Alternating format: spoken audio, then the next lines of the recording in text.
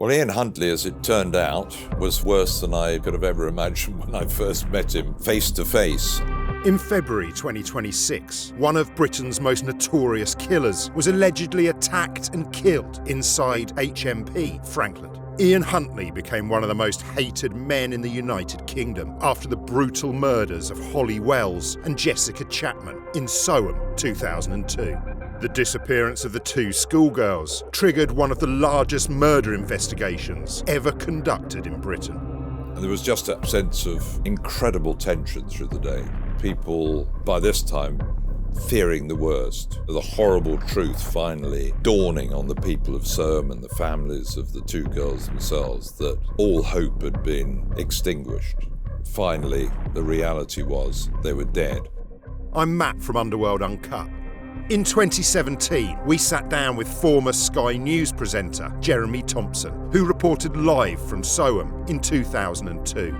The first week I went there was great concern. It is a small village in the middle of the Cambridgeshire countryside where it's one of those places where everybody knows everybody. So almost everybody in town would know the two families. They'd probably know the little girls, and therefore it was a community concern that these girls were missing and they didn't know where they were. You could sense that everybody was sharing the grief of the families, or the concern of the families as it was then, and that people were starting to get more and more desperate as to what might have happened to these two little girls. 12 days into the inquiry, we decided to go back to Soham to try to inject some impetus into an inquiry which, from the police point of view, appeared to have sort of started to grind to a bit of a halt. They appear to have lost momentum there, and we thought that perhaps the best way was to reconstruct the timeline, to take viewers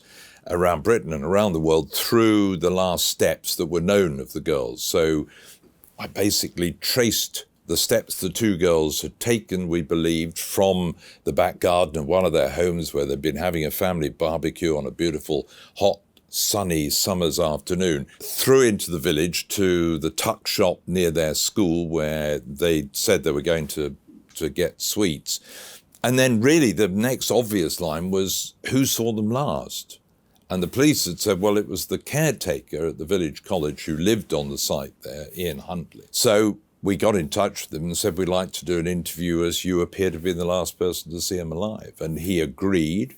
And we went round there. He couldn't do it live in my programme at 5 o'clock, so we went round there about mid-afternoon and talked to him right outside his house, which was where he said he'd last seen them. I asked him to tell us about those last moments. I have to say that he didn't have murderer written all over his forehead. It wasn't that obvious. I mean, he was a curious cove and a slight withdrawn sort of character, but at the time he seemed reasonably credible. It seemed like a credible story. That's where the girls would have walked. So when I talked to him, I had an open mind. I certainly at the time wasn't thinking, this is the guy that's done them harm. We didn't know. Nobody knew that at the time. When I asked him about being the last person to see them alive, he said, well, that appears to be the case. Yeah, it seems like I was. He didn't seem to have any emotional feeling about it. He was just quite matter of fact and told me that they carried on walking down the road and he hoped that they were still alive, and the best hope was that they were still alive and something they'd just gone missing. So at the time he seemed reasonably plausible, but I think that may have just been Ian Huntley anyway. There was nothing that sent my journalistic antenna up. I didn't go, oh, yeah, this is a dodgy character. He wasn't a very engaging guy and he was fairly short with what he had to say. But then after all, the police had interviewed him before and they didn't see anything wrong at that stage in the first 12 days of the inquiry. So he was obviously plausible and credible enough, not only for me to have no great suspicion aroused, but the same with the police at that stage, although things were to change very quickly. Jeremy later spoke to Maxine Carr, Huntley's partner and someone the girls knew well. We'd interviewed Huntley on tape earlier, to drop into the programme at 5 o'clock, but Maxine Carr, who we then contacted, said that she was happy to do the interview live. So we interviewed her in the middle of the village and got her to tell us about her relationship with the girls, how she was their classroom assistant, and how she told me how they were lovely little girls, and she was very friendly with them, and how she showed me a card that one of the girls had sent her because she'd apparently lost her job as a classroom assistant, and they were sad to see her go, and they'd sent a nice card. In the conversation, we realised a few minutes afterwards, she spoke about the girls in the past tense. When I was talking to her live, didn't really occur to me, but a couple of minutes afterwards, we said thanks very much, and she walked off, and my producer said, just play that tape again. I'm sure she was talking about the girls in the past tense. So we did, and it was true. She was talking about they were lovely little girls. And we thought, that's strange. And that certainly got our alarm bells ringing. And we thought that it was certainly something next time we went to a police press conference that we would mention to them in case it was something they'd not come across. It just seemed slightly odd to us. And in fact, that sort of raised more questions than anything Huntley had said, strangely enough. Her talking about the girls in the past tense. And we thought, is that a slip of the tongue? Does she know something? The next morning we mentioned it to the police, but by that time things were starting to move very rapidly. And I think the police had probably watched our programme, may also have drawn the same conclusion, because by the following morning after our programme, the police investigation suddenly seemed to go up a couple of gears, and there was a lot more activity around the school. And then the word came through that they had 2 people in custody to start talking to them about what had gone on. And we were then trying to find out who the 2 people were. It wasn't immediately obvious, but within a short space of time, word of mouth had it that it was Huntley and Carr that the police had asked in, on a voluntary basis at that time, to talk to. I was then live all day outside the village college in Soham with this story, but for legal reasons, you can't just go straight on air and say it's Huntley and Carr. So I basically had to keep the programme going whilst our lawyers checked whether they believed it was legally sound and safe to mention the names of the people who the police had in for questioning. And by that time, an hour or so later, I got a call in my earpiece saying, our lawyers say you can go with the names. And so live on air, I revealed the names of the 2 people, and we were then able to run the interviews we'd done from the previous day. And I was standing outside Huntley's house. So suddenly he was a person of interest. We're standing outside the house on the green, right in front of the college.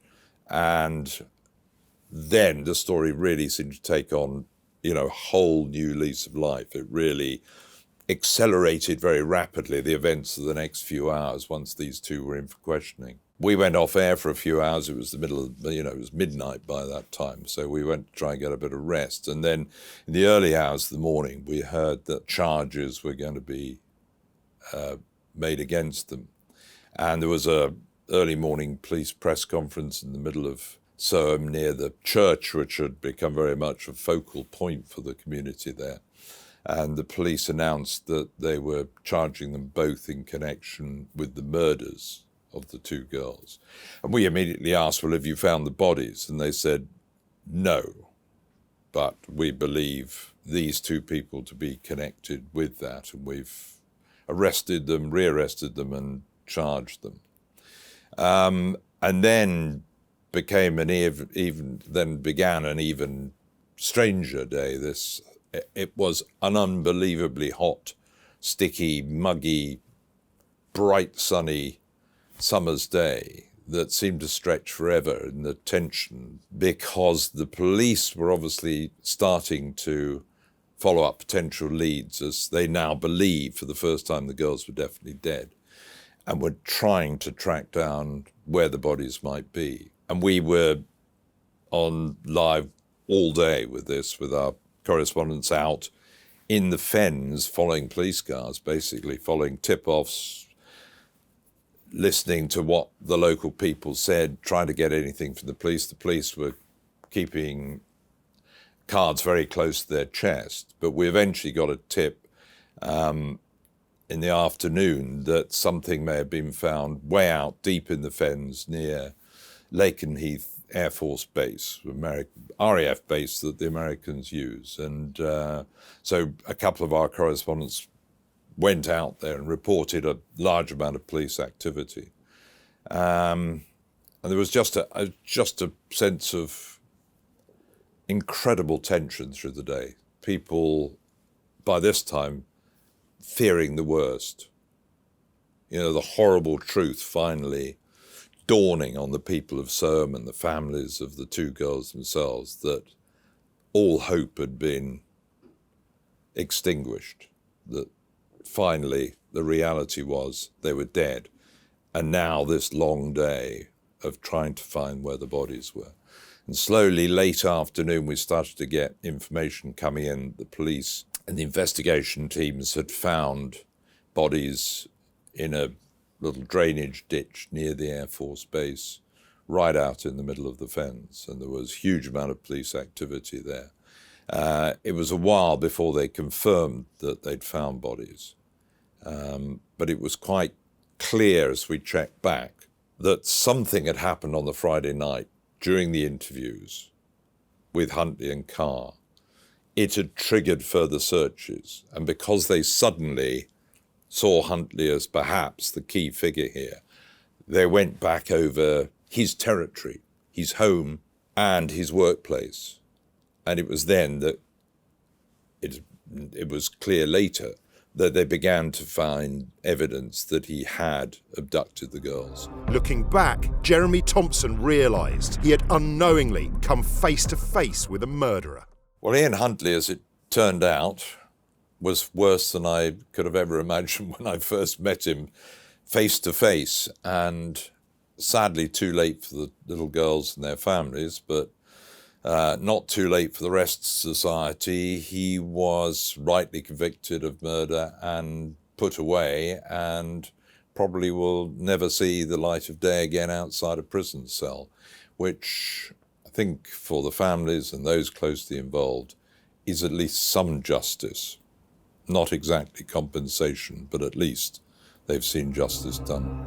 In December 2003, Ian Huntley was convicted for the murders of Holly Wells and Jessica Chapman and sentenced to life in prison. Over 20 years later, on the 26th of February 2026, at HMP Frankland in County Durham, Huntley was found lying in a pool of blood, having been allegedly attacked with a makeshift weapon.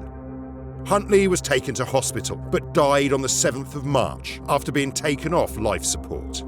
Fellow inmate Anthony Russell has been charged with the murder of Huntley. Court proceedings are ongoing. What do you think about this alleged attack on Ian Huntley? Thank you for watching. For more videos exploring British true crime, infamous murder cases, and the history of Britain's underworld, be sure to subscribe to the channel and give the video a thumbs up. Thanks for watching. We'll see you next time.